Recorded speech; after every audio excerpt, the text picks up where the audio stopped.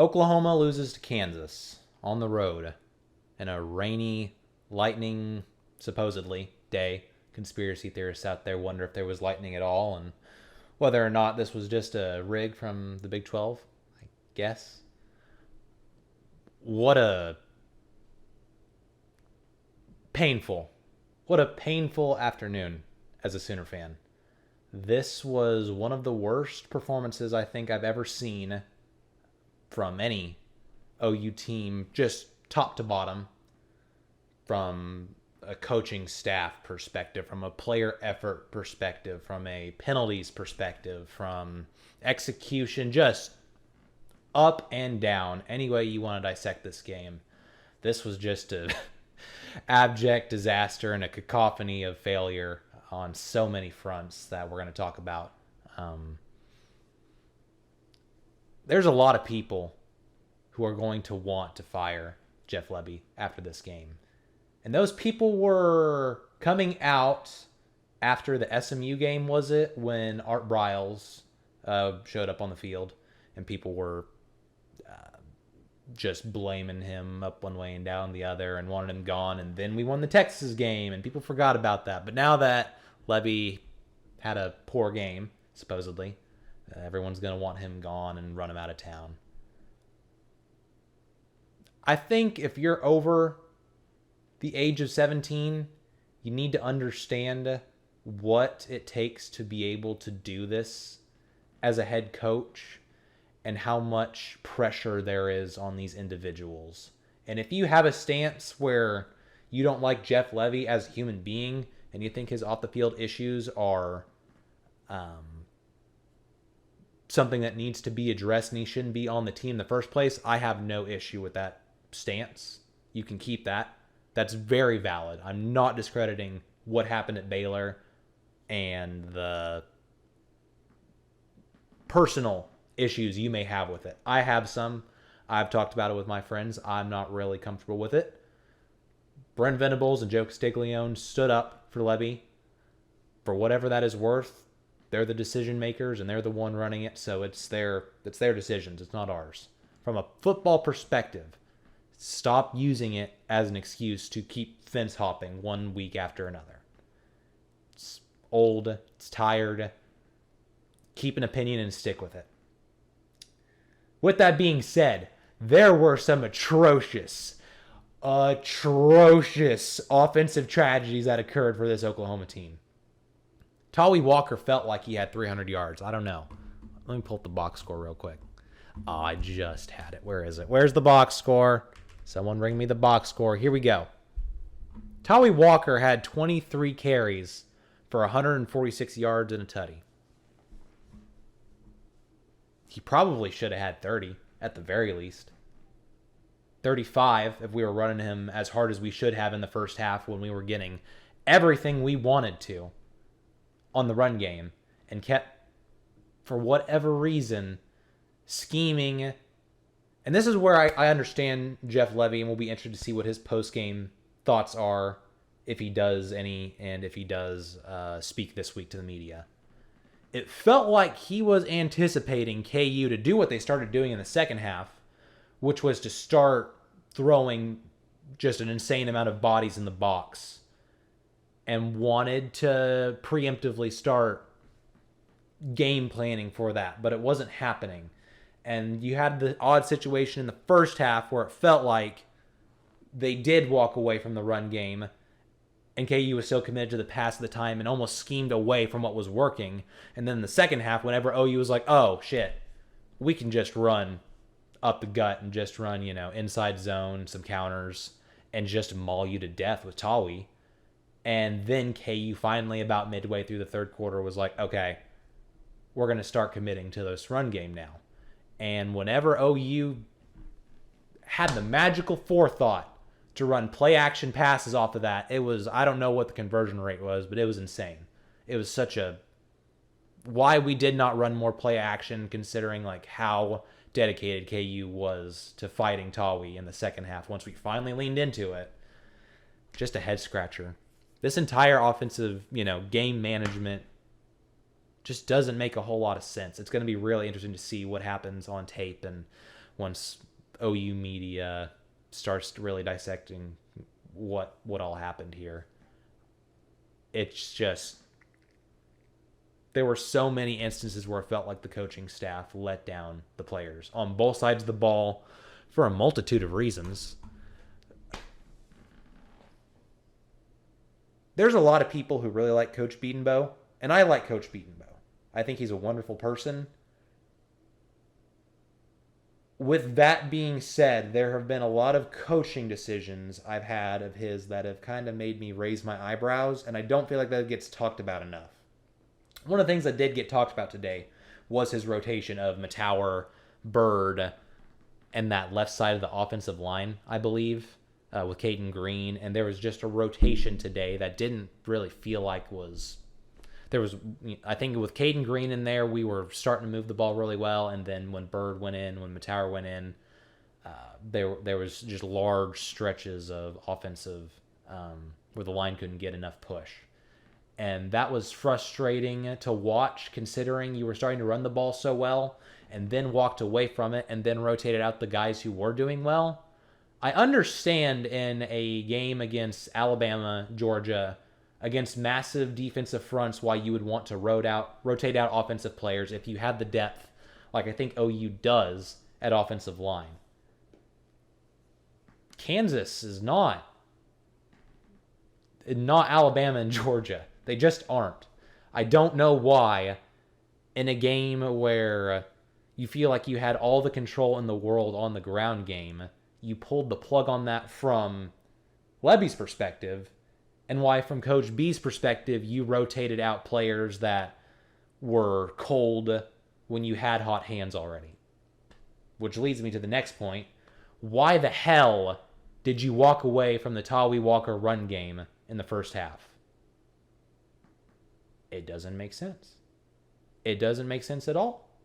You immediately figured out very early in this game with Tawi, you were going to be able to run at just an insane clip, 6 yards, 7 yards. Occasionally he'd bust it for 12 or 13.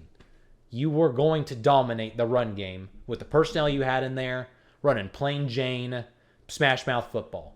And you walked away from it. And that felt, from a fan's perspective, that was just an immediate, what are we doing? And there's no real explanation for it. I don't understand the decision making. That's one of the things I feel like has to be addressed, is why did you do that? Why? I understand from, if it's Levy's perspective, wanting to get DG some confidence back and give him some throws. He only threw 13 passes this game. Granted, that was a large part because in the second half they just started leaning on the run game and didn't. And even DG started taking off in the run game. The entire offensive game plan just fell out of whack from the start, from DG's hitch, second too long, pick six, that just threw Kansas the door open for this game and being able to stick around and hang on whenever OU did start to get things cleaned up in the first half. And this may be a game that haunts OU. If OU could have left Kansas with a win today, I would have felt better, because we did learn some painful lessons as a coaching staff as far as who can run the ball, what positions need to stay in, and where we need to go from here. But this is a game they had from the very beginning that they just let go. Kind of reminds me of the Texas game. We won the Texas game. Dylan Gabriel came back, Superman touchdown to Nick Anderson in the corner. But this coaching staff let the Texas game slip. And some people are going to forget about that this isn't the first time that we almost lost a game this year because of coaching staff and game management specific issues that needs to be addressed. I want to talk about this later, but I'm going to lean into it now. Who is the in-game manager for OU? Now, I know that sounds crazy because the obvious answer is Brent Venables. But if he is spending all his time and attention on the defense, does he have enough time to focus on, okay, what's the offense doing? Where are we at on this? Whereas a neutral observer who isn't having to worry about who's lined up where and continuing to coach the defense on the sidelines whenever the offense does take the field, I feel like that's a necessary thing that's going to have to be addressed, because it does feel like Levy and BV are fighting each other, at least in the very sense of scheme-wise, because it feels like going to the final drive of the game that Levy is thinking, okay, Brent's got this, the defense has this, I'm just going to hand the ball off here, three consecutive handoffs, and we're going to just let the defense ride this out. And it feels like defensively, Brent was expecting Levy to, okay, we just need 2 first downs and we'll call off the dogs and we'll walk out of here with our tail between our legs and we'll still have the win, but we'll get out of here. And there's some type of miscommunication that occurred, because the offensive play calling there at the very end with just the 3 plain Jane handoffs were so conservative. So conservative. One of the things that really stuck out to me is on that first down, you can see the safeties from Kansas just screaming to the line of scrimmage. And Dylan Gabriel holds his hand out, and he's checking to the sidelines. I guarantee you, DG knows what's about to happen, and he's asking for permission to check out of that. And the offensive staff and the analysts tell him, no, we're just going to hand it off to Barnes and we're going to, run it. And there's not a more sickening feeling for me than your best player. I think it's safe to say Dylan Gabriel is the best player on this team. Not get a chance to win the game. He had a chance to win the game.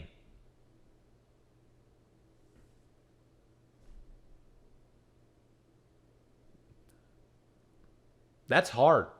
That's really hard. I wonder how the locker room feels about some of the coaching decisions that were made. Wonder how the offense feels about some of the coaching decisions that were made. Those are tough answers that are going to have to be addressed internally. And Bedlam's next week. This is not good. This is final Bedlam. You don't think Boone Pickens is going to be rocking? This entire season's kind of on tilt next week, as far as getting to Arlington is concerned. I think this season is already a success as it is, as long as it doesn't avalanche and snowball into something horrific. I think this is an abject victory for OU this year to be at 7-1. But it'd be really sweet. You'd be really ahead of schedule if you could put one stick shift trophy in that trophy case. Have another thing for the media guide.